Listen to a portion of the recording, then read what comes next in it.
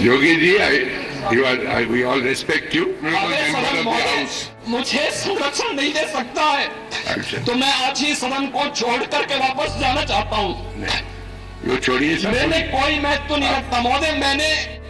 मैंने अपने जीवन से संन्यास लिया है, अपने समाज के लिए, अपने परिवार को छोड़ा है, मैंने अपने माँ बाप को छोड़ा है, लेकिन आज मुझे अपराधी बनाया जा रहा है महोदय, केवल राजनीतिक पूर्वाग्रह के तहत। गाली इसलिए क्योंकि मैंने वहां पर भ्रष्टाचार के मामले उजागर किए थे।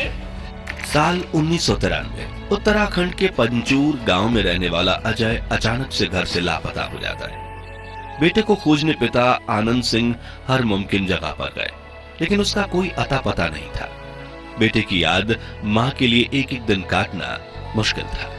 हालांकि अब बेटे के वापस आने की उम्मीदें धुंधली सी होने लगी थी, मगर 6 महीने बाद अजय अचानक से अपने गांव लौटता है। बेटे के वापस आने की खबर सुन मां की आंखों में खुशी के आंसू भर जाते हैं, मगर बेटे के स्वागत के लिए वो जैसे ही अपना दरवाजा खोलती हैं तो उसकी आंखें खुली की खुली रह जाती हैं। अजय ने आज जींस टी शर्ट नहीं बल्कि भगवा चोला पहना हुआ है, सिर घुटा हुआ है, दोनों कानों में बड़े बड़े कुंडल पहने हुए हैं और हाथ पर खप्पर लिए वो अपनी मां से कहता है, मां भिक्षा दीजिए।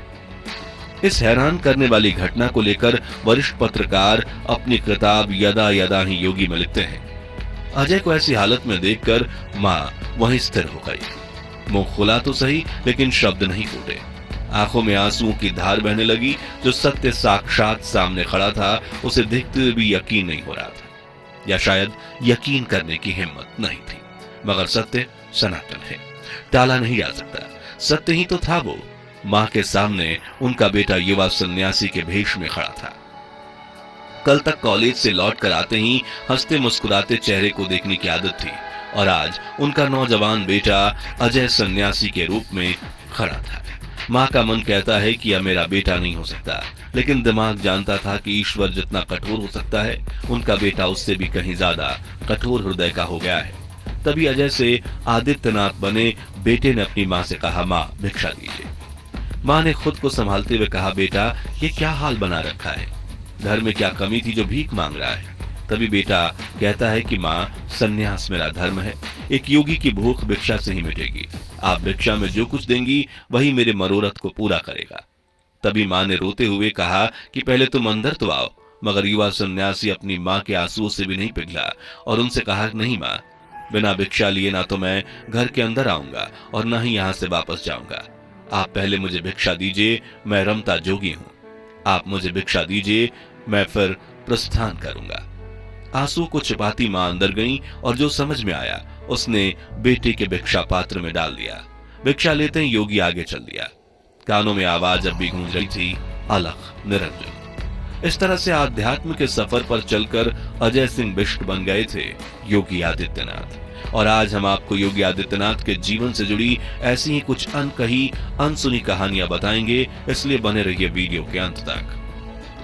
योगी आदित्यनाथ का जन्म 5 जून 1972 के दिन पूरी गढ़वाल उत्तर प्रदेश यानी आज के उत्तराखंड के पंचूर गांव के राजपूत परिवार में हुआ था। उनके पिता का नाम आनंद सिंह बिष्ट था।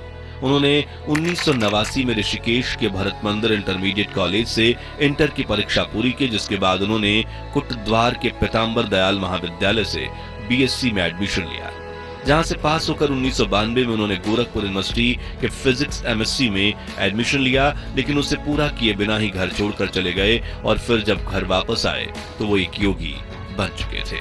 नवंबर 1993 से फरवरी 1994 तक उन्होंने कई कठिन परीक्षाओं से गुजारा खुद को, लेकिन उन्होंने हार नहीं मानी। फिर 15 जनवरी 1994 को गोरखा पीठाधीश्वर महंत अवैधनाथ महाराज ने पूरे विधि विधान से उन्हें अपना उत्तराधिकारी घोषित कर दिया। अब अजय सिंह बिष्ट पूरी तरह से सन्यासी बन गए थे। ये तो थी योगी के सन्यासी बनने की कहानी, लेकिन क्या आप जानते हैं कि उन्होंने राजनीति में कदम कब और कैसे रखा? तो बात है आज से 26 साल पहले की, जब 1998 में योगी आदित्यनाथ के गुरु अवैधनाथ ने राजनीति से संन्यास लिया और अपनी जिम्मेदारी आदित्यनाथ को सौंप दी। और यहीं से योगी आदित्यनाथ की राजनीतिक पारी शुरू हुई थी। उसी साल उन्होंने गोरखपुर से 12वीं लोकसभा में चुनाव में हिस्सा लिया और चुनाव में जीत हासिल करके वो सबसे कम उम्र के सांसद बने थे, जिसके बाद उन्होंने हिंदू युवा वाहिनी का गठन किया और धर्म परिवर्तन के खिलाफ मुहिम छेड़ दी।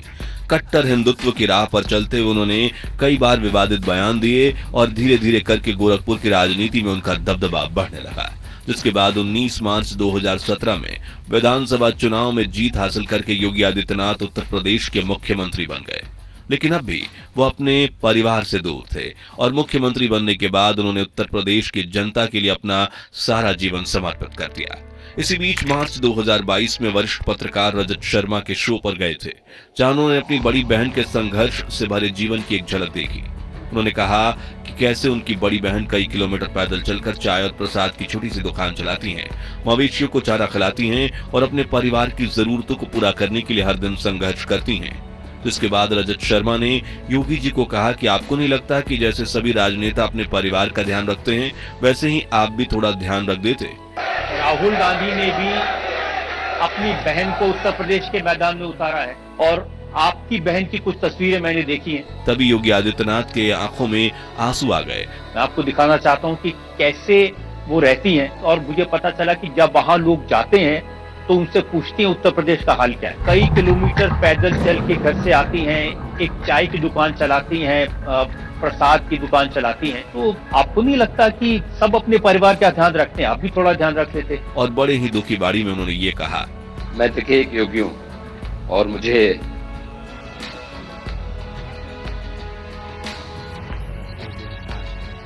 पूरे प्रदेश का ध्यान रखना होता है। आगे उन्होंने कहा कि एक मुख्यमंत्री के रूप में मैंने राजधर्म की शपथ ली है, अपने परिवार की नहीं। मुझे पूरे प्रदेश का ध्यान रखना होता है। मेरे लिए उत्तर प्रदेश के 25 करोड़ की जनता ही मेरा परिवार है। मैं उनके सुख दुख में सहभागी हूँ। दोस्तों, सन्यासी जीवन जीने के लिए आपको घर, परिवार, गांव सब कुछ त्यागना पड़ता है। साल 1993 में संन्यास लेने के बाद योगी आदित्यनाथ ने अपने परिवार का त्याग कर दिया था और पिछले 30 वर्षों में वो अपने परिवार से नहीं मिले थे। तो इसके बारे में बात करते हुए एक बार योगी बताते हैं कि साल 2020 में 89 साल की उम्र में उनके पिता आनंद सिंह बिष्ट का देहांत हो गया था, मगर उस वक्त कोरोना काल चल रहा था और लॉकडाउन में राज्य की स्थिति संभालने के लिए वो पिता के अंतिम संस्कार में नहीं जा पाए थे। हालांकि बाद में अपनी मां से मिलने जरूर गए थे, लेकिन अपने पिताजी को याद करते हुए बताते हैं कि एक बार वो नजीबाबाद के चीनी मिल के उद्घाटन में गए थे और भाषण करते हुए उनका ध्यान सामने बैठी जनता में गया, जहां बैठे एक व्यक्ति का चेहरा देख योगी जी स्तब्ध रह गए। वो व्यक्ति थे उनके पिताजी आनंद सिंह बिष्ट। तभी उन्होंने तुरंत सभा खत्म की और अपने लोगों को कहा कि जाओ सामने से मेरे पिताजी को लेकर आओ। तब तकरीबन 25 सालों बाद योगी आदित्यनाथ की अपने पिताजी के साथ मुलाकात हुई। उन्होंने पिताजी के पैर छुए और फिर उनसे ढेर सारी बातें भी की। खैर, 30 वर्षों तक एक सन्यासी की तरह कड़ी तपस्या करने के बाद जब योगी आदित्यनाथ दोबारा सीएम बने थे, तब वो पहुंचे थे पंचूर गांव के अपने घर, जहां मां सावित्री कर रही थी 3 दशकों से अपने बेटे अजय का इंतजार। घर पहुंचते ही योगी ने सबसे पहले अपनी मां को माला पहनाते हुए पूछा, पहचान लिया मुझे? तभी मां ने मुस्कुराते हुए कहा, हाँ पहचान लिया। फिर उन्होंने अपनी मां के पैर छुए आशीर्वाद लिया। मां सावित्री ने अपना ममतामयी हाथ जब योगी के सिर पर रखा तो उनकी आंखों में आंसू आ गए। 30 वर्षों से सन्यासी जीवन जी रहे अजय को एहसास हुआ कि सन्यास के पथ पर चलते हुए उन्होंने सिर्फ एक चीज को सबसे ज्यादा मिस किया, और वो है मां का प्यार और आशीर्वाद। बताया जाता है कि 1994 में संन्यास लेने के बाद योगी आदित्यनाथ 2022 में पहली बार जब अपने गांव गए थे और परिवार कार्यक्रम का हिस्सा बने थे। दरअसल संन्यास के पथ पर चलते हुए एक व्यक्ति को अपना घर, परिवार, गांव सब कुछ छोड़ना पड़ता है। साल 1998 जब योगी आदित्यनाथ के गुरु अवैधनाथ ने राजनीति से संन्यास लिया और अपनी जिम्मेदारी आदित्यनाथ को सौंप दी, उसी साल उन्होंने भारतीय जनता पार्टी की तरफ से गोरखपुर से लोकसभा चुनाव में हिस्सा लिया और 26,206 वोट से समाजवादी पार्टी के जमुना प्रसाद निषाद को हराया और सबसे कम उम्र के सांसद बन गए। जिसके बाद 1999 और 2004 के लोकसभा चुनाव में उन्होंने बहुमत से जीत हासिल की, लेकिन प्रदेश में समाजवादी पार्टी की सरकार थी, इसलिए उन्हें काफी मतभेद का सामना करना पड़ा। साल 2007 में तो 5 बार के भाजपा सांसद रह चुके योगी आदित्यनाथ को मुलायम सिंह की सरकार ने 11 दिनों के लिए जेल में भी डाल दिया। इस आरोप में कि उन्होंने सरकार के आदेशों का उल्लंघन किया है। इस तरह कई कठिन परीक्षाओं से गुजरने के बाद योगी आदित्यनाथ पूरी तरह से टूट चुके थे और 12 मार्च 2007 के दिन जब वो लोकसभा के सत्र में पहुंचे तो वहां अपनी आपबीती बताते हुए उनकी आंखों में आंसू आ गए। रोते उन्होंने लोकसभा स्पीकर सोमनाथ चटर्जी से कहा, सर मुझे कि मैं तीसरी बार लोकसभा का सदस्य बना हूं। पहली बार 25,000 वोटों से जीता, दूसरी बार 50,000 वोटों से, तीसरी बार लगभग 1.5 लाख मतों से गोरखपुर से चुनकर आया हूं। लेकिन पिछले कुछ समय से मुझे राजनीतिक पूर्वाग्रह का शिकार बनाया जा रहा है। मैं उससे टूट चुका हूं। आगे उन्होंने कहा कि मैं आपसे सिर्फ इतना पूछने आया हूं कि मैं इस सदन का सदस्य हूं या नहीं, और क्या ये सदन मुझे संरक्षण दे पाएगा या नहीं दे पाएगा। अगर सदन मुझे संरक्षण नहीं दे सकता है तो मैं आज ही सदन को छोड़ करके वापस जाना चाहता हूँ। यो छोड़िए सर। मैंने कोई महत्व नहीं रखता। उन्होंने बताया कि मैंने अपने जीवन से संन्यास लिया है समाज के लिए। मैंने अपने परिवार को छोड़ा है, मैंने अपने माँ बाप को छोड़ा है, लेकिन आज मुझे अपराधी बनाया जा रहा है, वो सिर्फ राजनीतिक साजिश के तहत, सिर्फ इसलिए क्योंकि मैंने वहां भ्रष्टाचार के मामले उजागर किए हैं। क्योंकि मैंने भारत नेपाल की सीमा पर आईएसआई और राष्ट्र विरोधी गतिविधियों के खिलाफ आवाज उठाई थी और सदन में बराबर उसके खिलाफ सदन का ध्यान आकर्षित करता रहा। इस तरह वो कई बार राजनीतिक भेदभाव का सामना करने की बात कह चुके हैं, जिसे बताते हुए वो कई बार रोए भी हैं, लेकिन टूटे नहीं, बल्कि इस तरह उभर कर सामने आई कि 2017 में चुनाव जीतकर सीधा उत्तर प्रदेश के राजनीति में मुख्यमंत्री की कुर्सी पर बैठ गए, जहां पहले समाजवादी पार्टी के अखिलेश यादव बैठा करते थे। और जब नरेंद्र मोदी की तरह ही योगी आदित्यनाथ भी एक बार कुर्सी पर बैठते हैं तो जल्दी छोड़ते नहीं। इसलिए 2022 में चुनाव में भी उन्होंने आसान से जीत हासिल की और आज उन्हें रोने वाले नहीं बल्कि रुलाने वाले राजनेता के नाम से जाना जाता है।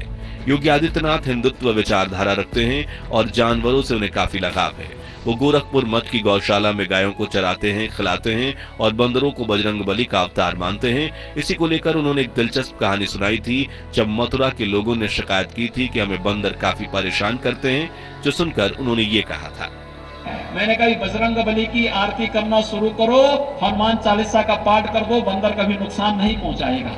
योगी कहते हैं कि आपने मेरे फोटोज देखे होंगे जिसमें जब मैं गोरखपुर कार्यालय में काम करता होता हूँ तब एक बंदर आकर मेरी गोदी में बैठ जाता है, लेकिन असल में वो पालतू नहीं बल्कि एक जंगली बंदर था। तो ये योगी आदित्यनाथ का पालतू बंदर कैसे बना?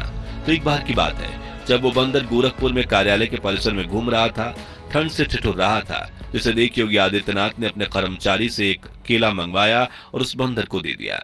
बंदर केला लेकर वहां से चला गया, लेकिन अगले दिन वो बंदर फिर उसी समय पर उसी जगह आकर बैठ गया और योगी जी ने उसे एक और फल दिया जो लेकर बंदर वहां से चला गया। इस तरह कई दिनों तक योगी जी बंदर को फल देते रहे और 4-5 दिनों के लिए योगी किसी काम से जब बाहर चले गए फिर भी वो बंदर रोज वहां आता और उन्हें ढूंढने की कोशिश करता। फिर जब योगी जी कार्यालय में वापस आए तो एक दिन वही बंदर खिड़की से ताक झांक करते हुए उन्हें देखने की कोशिश कर रहा था। तब उसकी इन हरकतों को देख योगी आदित्यनाथ को हंसी भी आई, लेकिन उन्होंने फिर एक फल मंगवाया और कर्मचारी जैसे ही फल लेकर ऑफिस में पहुंचा तभी बंदर अंदर आकर योगी की टेबल के पास बैठ गया और जैसे ही उन्होंने बंदर को फल दिया वो फल लेकर फिर चुपचाप वहां से चला गया। तब से लेकर कई सालों तक रोजाना वो बंदर ऑफिस में आता, योगी जी की गोद में बैठ जाता और फल लेकर वहां से चला जाता। इस तरह योगी आदित्यनाथ की उस बंदर से घनिष्ठ मित्रता हो गई थी। तो दोस्तों आज के लिए बस इतना ही। अगले वीडियो में आप भारत के किस महान व्यक्ति के जीवन से पर्दा उठते हुए देखना चाहते हैं, कमेंट्स में जरूर बताइए। वीडियो अच्छा लगा हो तो इसे लाइक और शेयर करके हमें सपोर्ट कीजिए और ऐसे ही रोमांचक वीडियोस देखते रहने के लिए चैनल को सब्सक्राइब करके हंस वाली घंटी जरूर बजा दीजिए। जय हिंद, जय भारत।